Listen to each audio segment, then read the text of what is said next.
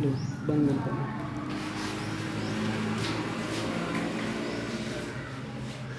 Hello students, मेरा नाम मनीष कुमार उपाध्याय है। मैं मास आर्ट्स कोचिंग क्लासेस सिंगरामा जबलपुर से आज आप सभी को पढ़ाने जा रहा हूँ फ्यूचर कंटीन्यूअस टेंस में नेगेटिव सेंटेंस और इंट्रोगेटिव सेंटेंस। लास्ट वीडियो में हमने अफर्मेटिव सेंटेंस बताया था और नेगेटिव सेंटेंस बताया था। हम नेगेटिव सेंटेंस के हम कुछ एग्जांपल देखेंगे और इंट्रोगेटिव सेंटेंस का।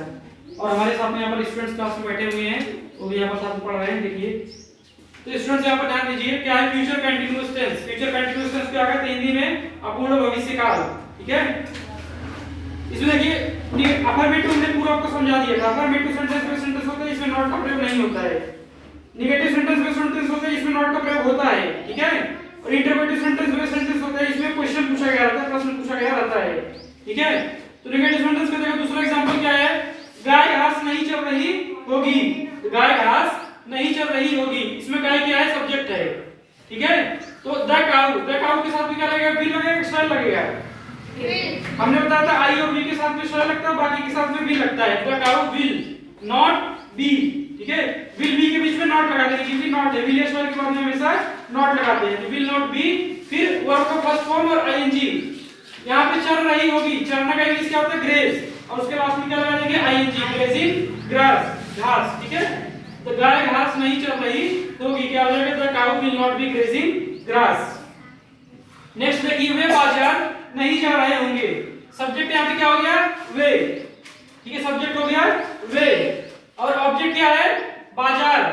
जा रहे होंगे क्या है, वर्ब। ठीक है, यहां देखिए सब्जेक्ट क्या होता है, कर्ता। सब्जेक्ट किसे कहते हैं, कर्ता को सब्जेक्ट कहते हैं। ठीक है, ऑब्जेक्ट किसको कहते हैं, ऑब्जेक्ट कहते हैं कर्म को, जिस पर काम का प्रभाव पड़ता है। ठीक है, वर्ब किसे कहते हैं, क्रिया को। सब्जेक्ट मींस होता है कर्ता, यानी जो काम को करता है उसे हम सब्जेक्ट या कर्ता कहते हैं। ठीक है, और कर्म यानी ऑब्जेक्ट यानी कर्म होता है जिस पर काम का प्रभाव पड़ रहा है। और वर्ब मींस होता है क्रिया, यानी जो काम हो रही है। जैसे वे बाजार नहीं जा रहे होंगे, काम को कौन कर रहा है, वे क्या हो जाएगा, यहाँ पर कर्ता हो जाएगा यानी सब्जेक्ट। अब किस पर काम का प्रभाव पड़ रहा है, देखिए वे कहां नहीं जा रहे होंगे, बाजार नहीं जा रहे होंगे ना। किस पर काम का प्रभाव पड़ रहा है, बाजार पर। बाजार क्या हो जाएगा यहाँ पर, ऑब्जेक्ट या कर्म है। नेक्स्ट है जा रहे होंगे, क्या है, वर्ब यानी क्रिया। इसका फॉर्मूला क्या है, सब्जेक्ट प्लस विल या शैल, फिर नॉट, फिर बी, वर्ब का फर्स्ट फॉर्म, फिर आईएनजी प्लस ऑब्जेक्ट। क्या हो जाएगा, they will not be going to the market. यहाँ पे दे के साथ में क्या लगेगा, विल का प्रयोग होगा। ठीक है, और हम जानते हैं कि विल और शैल के बाद नॉट लगाते हैं, फिर बी लगाते हैं, और फिर वर्ब का फर्स्ट फॉर्म और फिर आईएनजी लगाते हैं। ठीक है, तो they will not be going to market। आई और वी के साथ में हमेशा shall का प्रयोग होता है, और आई तथा वी के साथ में हमेशा shall का प्रयोग होता है। ठीक है, और आई और वी के अलावा अगर कोई सब्जेक्ट है वहां पर हम will का प्रयोग करते हैं। ठीक है, नेक्स्ट देखिए इसमें इंट्रोगेटिव सेंटेंस।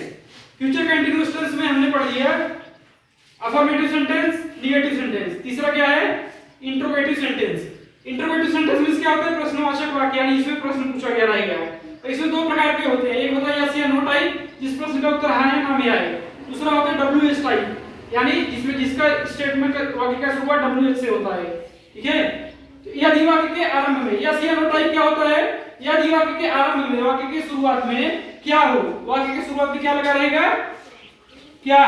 ठीक है, हो तो शैल या विल को कर्ता से पहले लगाते हैं। अगर वाक्य की शुरुआत में क्या है, शैल और विल को सब्जेक्ट से कर्ता से पहले लगाते हैं। ठीक है, फिर बी का प्रयोग करते हैं, उसके बाद में शैल और विल लगाएंगे, फिर कर्ता लगाएंगे यानी सब्जेक्ट, उसके बाद में बी लगाएंगे। ठीक है, बी लगाने के बाद फिर वर्ब का फर्स्ट फॉर्म, फिर आईएनजी लगाते हैं।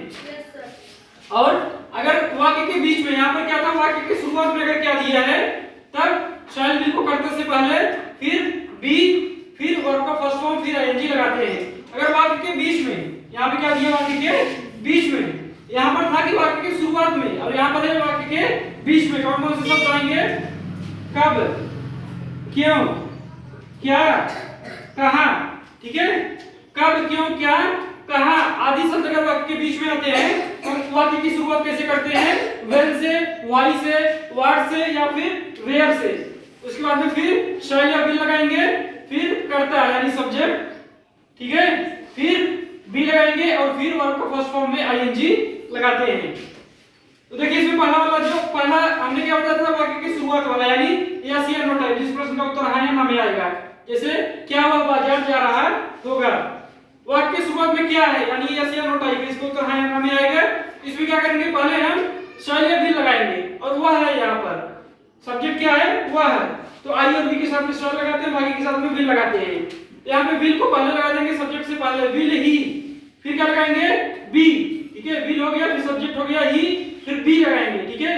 तो वर्ब का फर्स्ट फॉर्म है आईएनजी, क्या हो जाएगा गोइंग, फिर ऑब्जेक्ट क्या हो जाएगा टू द मार्केट, क्या हो जाएगा क्या बाजार जा रहा होगा, will he be going to the market. Next देखिए, क्या मैं गांव पैदल जा रहा हूंगा, तो वाक्य की शुरुआत में क्या है, तो पहला वाला फॉर्मूला यूज करेंगे। जब वाक्य की शुरुआत में क्या रहे तो पहले क्या करेंगे, विल या शैल को कर्ता से पहले लगा देंगे। कर्ता यहाँ पर क्या है मैं, ठीक है, मैं जो सब्जेक्ट हो गया। तो आई और बी के साथ में जानते हैं हमेशा आई और बी के साथ में शैल लगाते हैं, बाकी सब्जेक्ट के साथ में विल लगाते हैं। तो मैं के लिए क्या हो जाएगा शैल, फिर लगाएंगे सब्जेक्ट आई, फिर क्या हो जाएगा बी, ठीक है। उसके बाद क्या लगाएंगे वर्ब का फर्स्ट फॉर्म आईएनजी, वर्ब यानी क्रिया, क्रिया यहाँ पर क्या है जा रहा हूंगा, तो जाना का क्या हो जाएगा गो, उसके साथ में क्या लगाएंगे आईएनजी। वर्ब का फर्स्ट फॉर्म जाना का हो जाएगा गो, गो वेंट गॉन तीन होता है ना, फर्स्ट फॉर्म है गो, सेकंड फॉर्म है वेंट और थर्ड फॉर्म है गॉन। तो पहले फर्स्ट फॉर्म है गो, उसके साथ में आईएनजी लगा देंगे, क्या हो जाएगा going to village on foot, object हो जाएगा टू विलेज ऑन फूट। क्या मैं गांव पैदल जा रहा हूंगा, shall I be going to village on foot. Next देखो डब्ल्यूएस टाइप, मैदान में कौन खेल रहा होगा, ठीक है, मैदान में कौन खेल रहा होगा, और कौन यहाँ पर देखिए वाक्य के बीच में है। जब वाक्य के बीच में है तो कौन सा यूज करेंगे, सेकंड वाला यूज करेंगे। क्या करेंगे, डब्ल्यूएस वाला पहले वाक्य शुरुआत में लगाएंगे, फिर विल या शैल लगाएंगे, ठीक है, फिर सब्जेक्ट लगाएंगे, सब्जेक्ट यानी कर्ता, फिर बी लगाएंगे और फिर वर्ब का फर्स्ट फॉर्म में आईएनजी लगाएंगे, ठीक है। तो मैदान में कौन खेल रहा होगा, क्या हो जाएगा who will be playing in the field, ठीक है।